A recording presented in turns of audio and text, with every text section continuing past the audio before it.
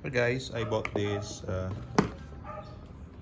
cordless drill a few years back, and the battery already gave in and it wouldn't charge, and I found another drill cordless drill battery and I replaced it, so it's not okay now. Let me show you how it's done. So you can purchase this type, which is a bit different from this one. I put some tape because the screw got loose. So as you can see, the configuration is a bit different.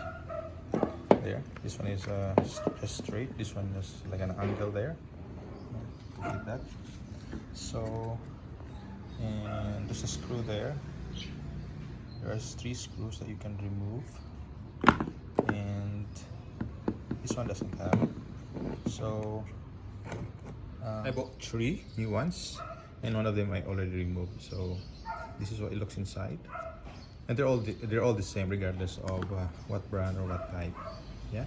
So to open it, there are 3 latches inside right there. So you have one here, another one here, and another one right here.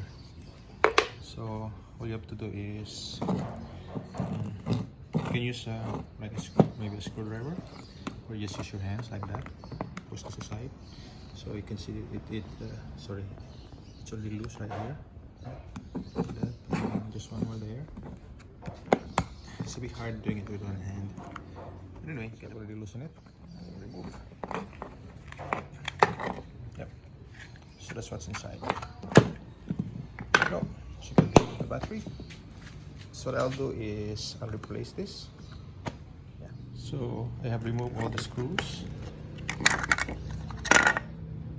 It's actually new now, from another, not really new, but from another battery.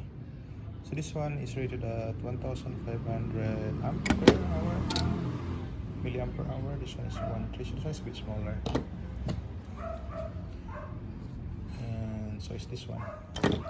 So the first that this is okay, so I'll just put this back. Again, this came from another one. So yeah, they all look the same. And probably came from one and the same supplier.